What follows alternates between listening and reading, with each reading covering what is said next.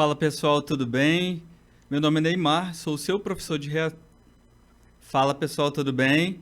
Meu nome é Neymar, sou seu professor de redação. Na aula de hoje nós vamos estudar a respeito de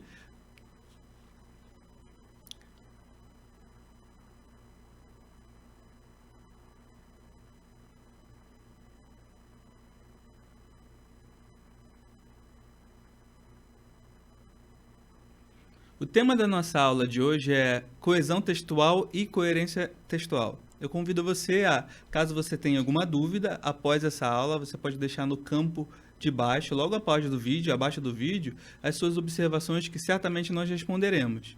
Vamos lá? Então, como eu disse, aqui eu tenho um esqueminha sobre a aula de hoje.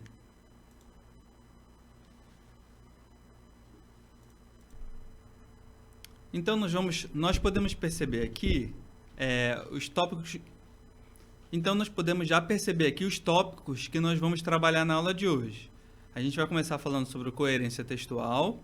Logo em seguida, nós vamos para princípios de coerência. Depois, nós vamos para coesão e para as considerações finais dessa aula. Vamos começar falando de coerência textual. Então, coerência textual nada mais é... Então, vamos observar esse enunciado e a imagem. Eu tenho frango assado aos domingos e uma imagem de um porco sendo assado ao forno. Então, eu percebo aqui que existe uma ideia que ela não está se relacionando com o título dessa ideia. A gente vai para a definição do que seria, então, coerência textual. Coerência textual está diretamente relacionada com o significado e a interpretabilidade de um texto. Então, quando a gente vê uma imagem de um frango sendo assado com um enunciado se referindo a porco, ou vice-versa, como foi o caso da figura que nós vimos ali, a gente percebe que não há coerência entre o que está sendo escrito, o que está escrito ali, e o que efetivamente está sendo praticado, né? A mesma coisa pode acontecer no texto. A coerência textual ela é responsável por estabelecer a ligação lógica entre as ideias para que juntas garantam que o texto tenha sentido. Então, o que está em questão aqui é a questão do sentido do texto, né? Para que o texto faça sentido para o leitor, para esse texto fazer sentido, é necessário que as ideias elas sejam estabelecidas de maneira lógica.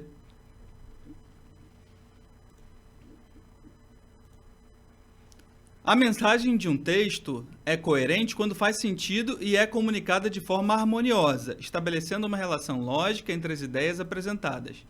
Vamos ver aqui sobre usos inadequados, né? A gente vai ter aqui uso inadequado. Eu tenho um texto e o texto é o seguinte: o futuro repetindo o passado. O futuro repete o passado. Recordações que muitas vezes trazem leis que lembram os tempos em que pouco se tinha liberdade e expressão. Um jovem não só precisa do mundo, como também necessita de seus conhecimentos. Então, a gente está vendo aqui sobre... A gente está falando nesse momento aqui sobre usos inadequados. Vamos lá. A gente tem nesse texto futuro e passado. Leis.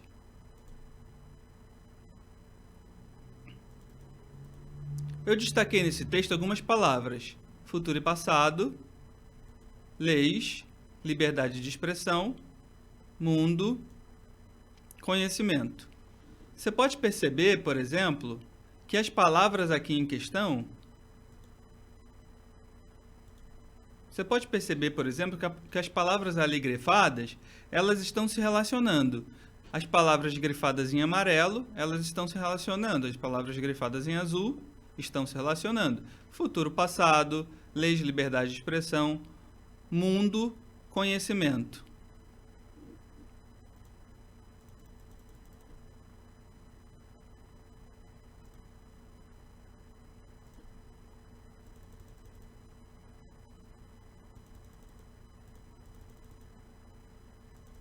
Então, falando sobre essa questão na prática, vamos ler um outro texto.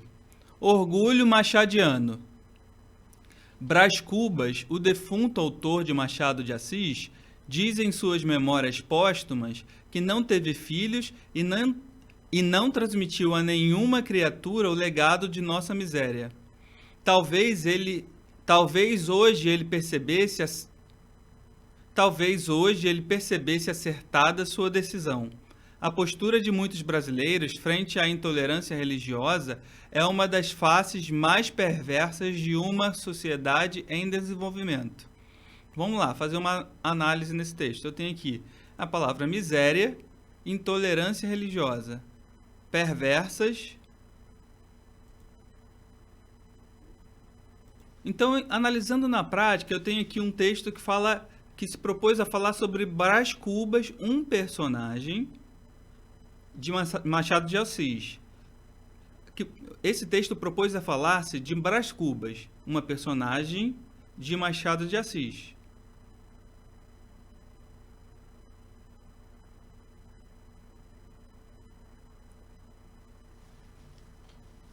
Esse texto se propôs a falar de Brás Cubas, o defunto autor presente em Memórias Póstumas, que é um texto de Machado de Assis.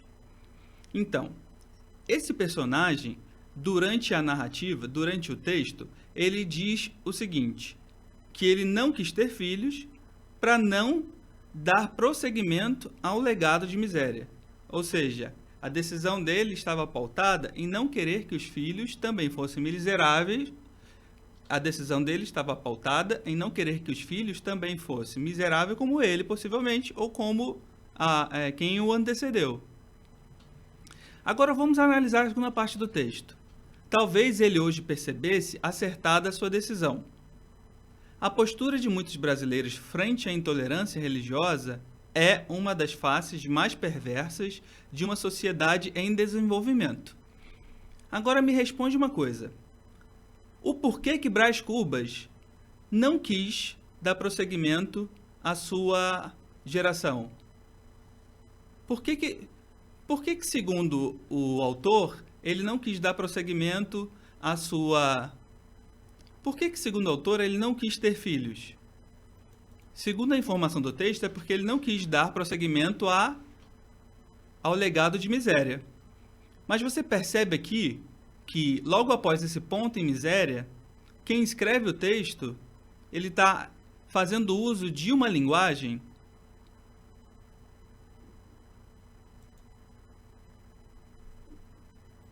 não entendi nada. Agora vamos analisar o texto. Brás Cubas, o defunto autor de Machado de Assis, disse em Memórias Póstumas que não teve filhos e não transmitiu a nenhuma criatura o legado de nossa miséria. Quando ele fala a respeito desse texto, quando a autora Larissa, que foi autora de uma redação Nota 1000, fala a respeito desse texto, desse excerto, ela está querendo promover uma crítica. Perceba só, talvez hoje ele percebesse acertada a sua decisão. A postura de muitos brasileiros frente à intolerância religiosa é uma das faces mais perversas de uma sociedade em desenvolvimento. Existe, por exemplo, um encadeamento entre as ideias miséria e perversa. Quando a autora Larissa menciona olha o que a autora proporcionou. Perceba o que a autora proporcionou. Ela proporcionou uma discussão entre um texto literário, entre um personagem de um texto literário, que, sendo um personagem brasileiro, decidiu por não ter filhos, com uma situação da realidade dos dias de hoje, a intolerância religiosa. Então, quando ela traz esses dois textos e aproxima, o que ela está promovendo ali? Deixa eu voltar o texto para a tela. Ela está promovendo, simplesmente, uma reflexão a partir do seguinte: a nossa miséria é uma miséria cultural. Por quê? E como ela defende isso? Expondo a postura de alguns brasileiros, de muitos brasileiros, diante de intolerância religiosa. Ou seja, a marca dessa intolerância religiosa é a existência de uma sociedade em desenvolvimento. Então, existe um encadeamento de ideias, mas esse encadeamento de ideias da Larissa não é perceptível numa primeira análise. Você precisa refletir o texto. E o porquê isso é tão brilhante para esse texto de redação? Porque numa leitura inicial você pode entender ou pensar que esse texto ele não é coerente. Esse texto não possui coesão. Mas o que acontece aqui é exatamente o oposto. Tanto possui coesão, quanto promove uma discussão profunda a respeito da reflexão e do resgate de um personagem literário para dialogar, ensinando um comportamento face à ignorância dos dias de hoje relacionada à intolerância religiosa. Vamos continuar? Vamos falar sobre alguns princípios da coerência textual. Bom, aqui eu tenho 3 princípios postos: a contradição, a tautologia, a contradição, a tautologia e a relevância. Vamos falar sobre a contradição.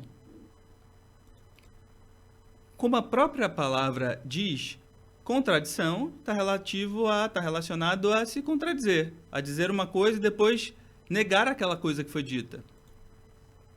Não pode haver ideias controversas entre diferentes partes do texto. Ou seja, ideias que apareçam no mesmo texto, mas elas apontam para conclusões diferentes. Isso é uma contradição. Vamos ler esse exemplo? Faço qualquer coisa para perder uns quilinhos. Faço qualquer coisa para perder uns quilinhos, amiga. Menos comer só salada, deixar de tomar refrigerante, parar de comer chocolates, doces, entrar numa academia e fazer caminhada. Você percebe que no diálogo entre esses 2 personagens, o que acontece? O personagem que quer fazer qualquer coisa não está disposto a fazer exatamente as coisas que são necessárias. Então, aí existe uma grande contradição.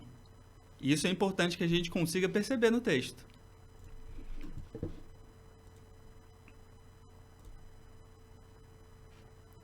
Vamos falar agora o princípio da não tautologia.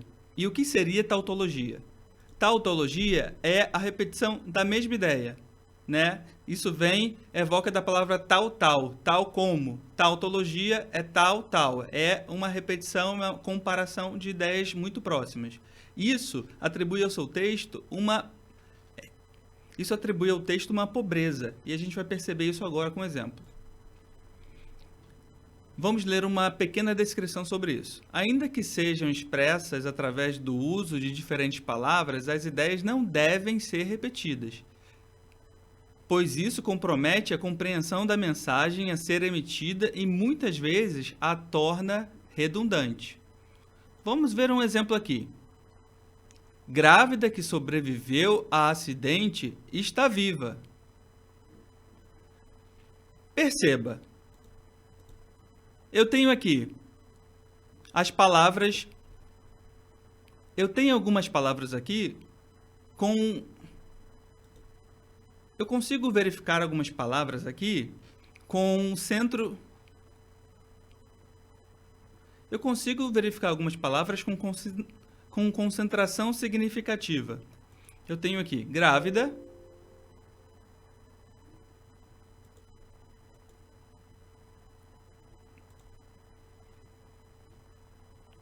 Grávida, acidente e viva. Quando eu interpreto que a mulher sobreviveu, ela está viva. Quando eu interpreto que a mulher sobreviveu ao acidente, ela está viva. Então,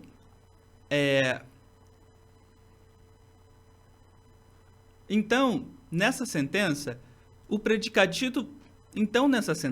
predicativo do sujeito está viva, ele é desnecessário. Por quê? A informação grávida sobrevive a acidente já seria necessária para estabelecer comunicação aqui. O próximo exemplo. Peixaria, temos peixe. Na peixaria, temos peixe não é...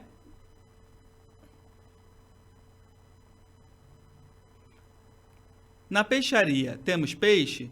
A informação em preto, temos, e vermelho, A informação em preto, temos, seguida da informação em vermelho, peixe, não é núcleo significativo. Não significa dizer que isso aqui é um núcleo nominal, ou seja, isso não é o nome. Na peixaria temos peixe, na peixaria temos peixe. O que será que uma pessoa espera encontrar em uma peixaria? Possivelmente é a mesma coisa que uma pessoa espera encontrar em um açougue. Quando a pessoa vai a um açougue, ela vai para encontrar carne, da mesma forma que uma pessoa vai a uma peixaria para encontrar peixe. Então, a informação temos peixe é desnecessária. Isso configura a tautologia. Vamos para o próximo item, princípio da relevância. As ideias devem estar relacionadas entre si, não devem ser fragmentadas e devem ser necessárias ao sentido do texto. Cruzamento perigoso. Reduz a velocidade. Use camisinha. Perceba nessa comunicação. Cruzamento perigoso. A informação abaixo, reduza a velocidade, pode, como está, relacionada à informação de cima. Cruzamento perigoso está se relacionando com reduz a velocidade. Agora, o termo logo abaixo, use camisinha, é um termo que não está se relacionando adequadamente aqui. Vamos para o próximo tópico, sobre coesão. Observe isso. Vendo casa, quarto, sala, cozinha, banheiro, área de serviço, não é posse.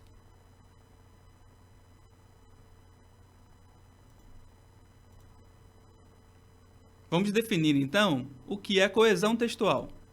Coesão textual significa... O significado de coesão está relacionado com mecanismos linguísticos do texto, que são responsáveis por estabelecer uma conexão de ideias. A coesão cria relações entre as partes do texto, de modo a guiar o leitor relativamente a uma sequência de fatos. Uma mensagem coesa apresenta ligações harmoniosas entre as partes do texto. O que significa, então, coesão em termos práticos? Coesão é fazer uso de estratégias na escrita de maneira que o texto se apresente de forma harmoniosa. Vamos olhar alguns exemplos. Nós temos aqui exemplos de uso inadequado. O futuro repetindo o passado.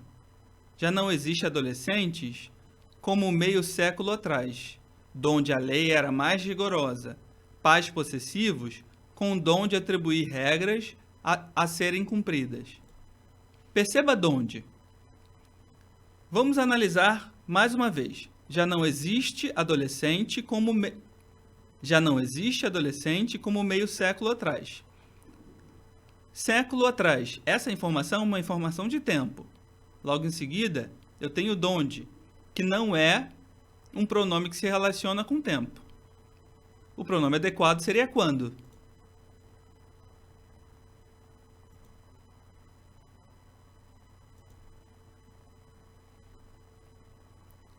Vamos ver outro exemplo? Esse exemplo aqui que nós estamos vendo agora é um exemplo. Nós vamos ver um exemplo mais adequado. Democratização do cinema. Democratização do cinema. Paralelo a isso, vale também ressaltar que a concepção cultural de que a arte não abrange a população de baixa renda é um fato limitante para que haja a democratização plena da cultura e, portanto, do cinema. Isso é retratado no livro Quarto de Despejo, de Carolina Maria de Jesus, o qual ilustra o triste cotidiano de uma família em condição de miserabilidade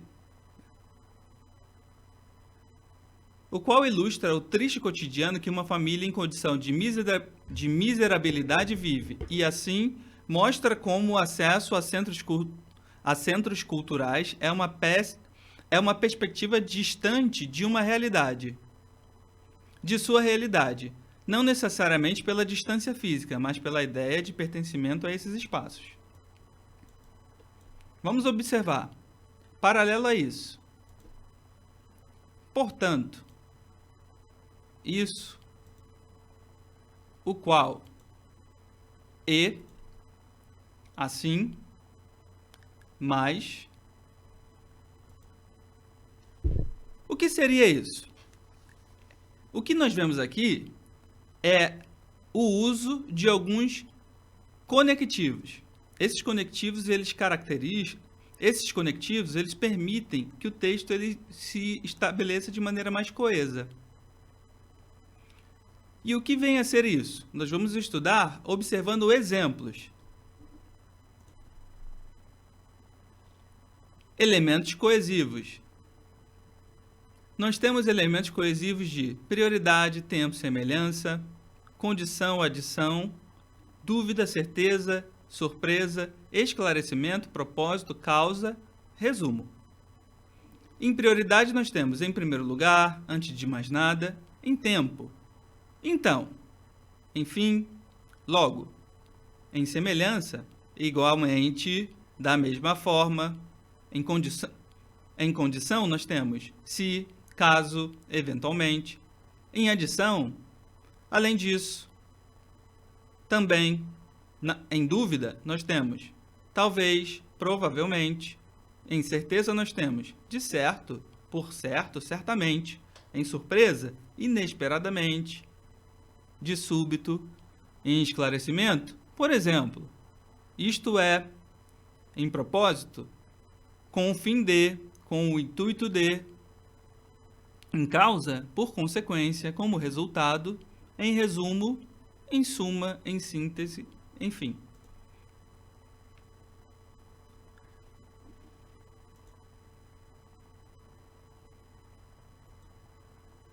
Coesão textual e coerência textual no texto.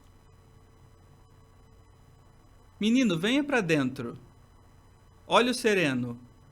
Vá lavar essa mão. Já escovou os dentes? Tome a bênção do seu pai. Já para a cama. Onde é que aprendeu isso, menino? Coisa mais feia. Tome modos. Hoje você fica sem sobremesa. Onde é que você estava? Agora chega, menino. Tenha santa paciência. Esse texto, ele está completamente sem mecanismo de coesão. Eu percebo, por exemplo, a palavra menino ser repetida outras vezes no texto. Um texto sem coesão, ele faz uso da repetição da estrutura.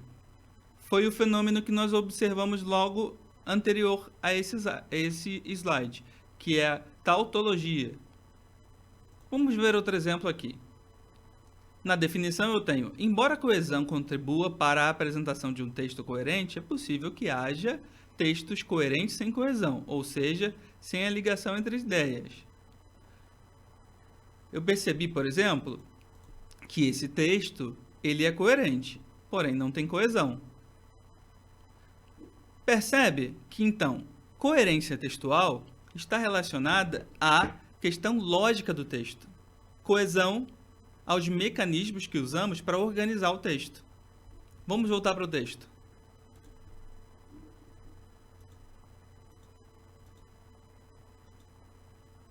Fui à praia me bronzear, porque estava nevando e, quando isso acontece, o calor aumenta, o que faz com que sintamos frio. Observe esse texto. Fui à praia me bronzear. Quem escreve o texto opera o texto de maneira coesa. Fui, me, usa aqui um tipo de expressão que faz a elipse do sujeito.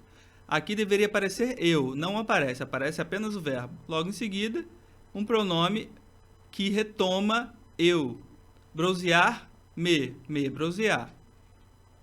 Mas o texto, ele não expressa ideias lógicas. Fui à praia me bronzear porque estava nevando. Se você parar para refletir, você vai conseguir entender que, quando neva, as pessoas não vão à praia. muito menos se bronzear.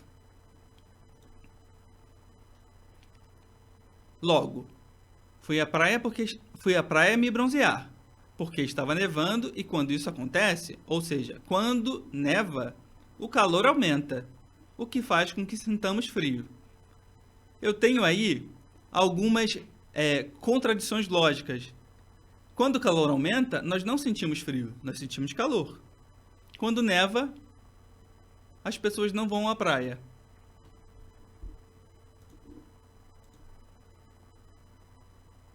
Porém, nós podemos observar que quem escreve faz uso dos mecanismos coesivos. O texto dissertativo argumentativo exige do autor coerência e coesão na produção, porque são elementos que fundamentam os argumentos e a defesa da tese. Bom, essa aula foi para você receber uma apresentação inicial a respeito de coesão e coerência. Acredito que tenhamos mais 2 aulas a respeito desse assunto. Na próxima aula, sobre esse assunto, que não acontecerá imediatamente após esse vídeo, nós vamos ver alguns mecanismos de coesão. Porque eu acredito que coerência você já entendeu. Coerência é o fato de praticar a escrita de maneira lógica. Expressar ideias que não sejam contraditórias entre si. A coesão é um processo mais sintático, mais organizacional no texto. Isso exige um pouco mais de trabalho na prática e no exercício. Tudo bem? Vamos então ficar por aqui. Convido você a avaliar essa aula. Se você tiver alguma dúvida, eu peço por favor para deixar escrito na parte de baixo, que assim que eu receber a sua dúvida, eu respondo. Tá bom? Fica com Deus.